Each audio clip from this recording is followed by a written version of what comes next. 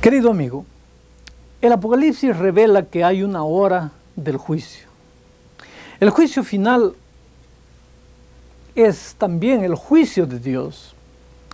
Para facilitar nuestra comprensión, vamos a considerar primeramente las ofrendas o sacrificios que se realizaban en el santuario del antiguo Israel. El sacrificio continuo beneficiaba a todo el pueblo. Era un símbolo del Salvador Cordero de Dios que vendría a morir por nosotros en este mundo. Las ofrendas individuales para remisión de pecados debían ser con derramamiento de sangre, símbolo de la aceptación personal de Cristo. Los sacrificios también podrían ser diarios y anuales. El servicio diario realizado en el atrio y en el lugar santo.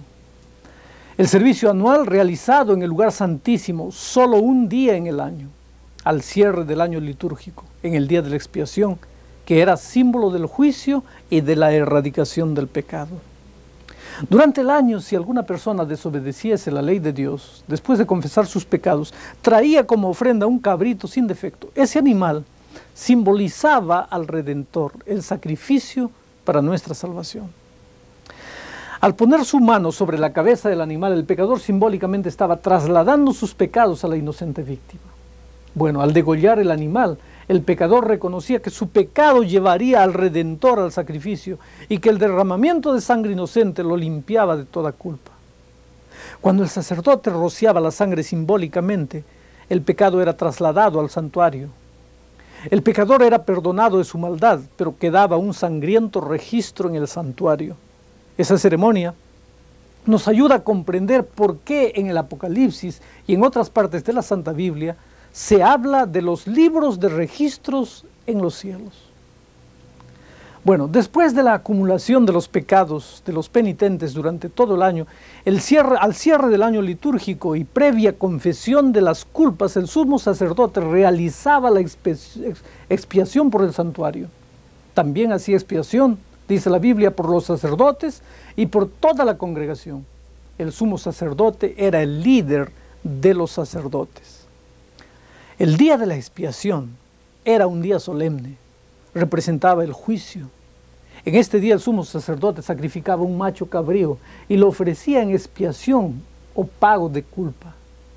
La sangre era recogida en un recipiente. Entonces el sumo sacerdote purificaba el altar de todos los muebles del santuario, asperjando sobre ellos la sangre del animal. Con esta ceremonia era purificado el santuario de los registros de los pecados de los arrepentidos que confesaron sus culpas, de los sacerdotes oficiantes también, que comían la carne, y por último el altar y el santuario donde la sangre era derramada y asperjada. Era la única vez en el año que el sumo sacerdote entraba al lugar santísimo. Esa ceremonia indicaba la obra de Cristo en el santuario celestial.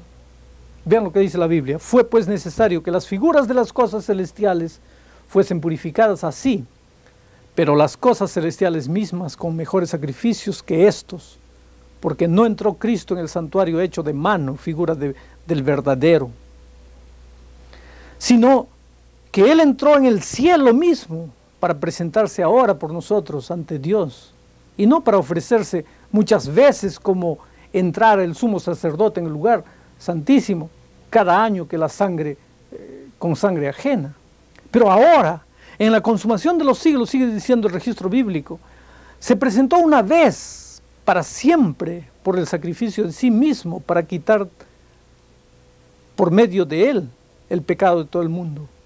Y de la manera que está establecido para que los hombres que mueren una sola vez y después de esto el juicio, así también Cristo fue ofrecido una sola vez para llevar los pecados de muchos y aparecerá por segunda vez sin relación con el pecado para salvar a los que le esperan. Esto está registrado en Hebreos 9, 24 al 28. Mi amigo querido, la Biblia nos muestra que el juicio será en 3 etapas. La primera sucederá en el cielo y será anterior a la segunda venida de Cristo. El profeta Daniel vio en visión que fueron puestos tronos y se sentó un anciano de días. Esta fase investigadora del juicio tiene que ver con el pueblo de Dios, comenzando por los primeros habitantes de la tierra hasta los que estamos vivos al venir el Señor Jesucristo. Será en base a la ley de Dios, que de acuerdo a lo que está registrado en los libros del cielo. El acusador es Satanás. Cristo, nuestro abogado, que perdonó a todo aquel que lo aceptó como Salvador. Él borra el pecado de los registros del cielo. Al final de este juicio investigador será decidida la suerte de todo ser viviente. La segunda etapa del juicio es durante los 1000 años. Esta fase del juicio se refiere a los impíos.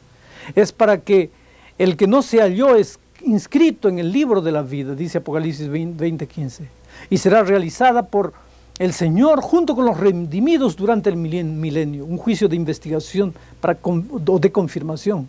Este juicio es para beneficio de los santos, quienes glorificarán a Dios al comprobar su justicia expresada en sus juicios. Dice el texto, y el que no se halló inscrito en el libro de la vida fue lanzado al lago del fuego.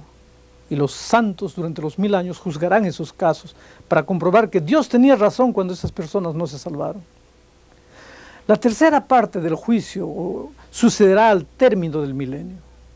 En el ritual del santuario era ilustrado con el macho cabrío por Azazel, el cual era abandonado en el desierto para morir.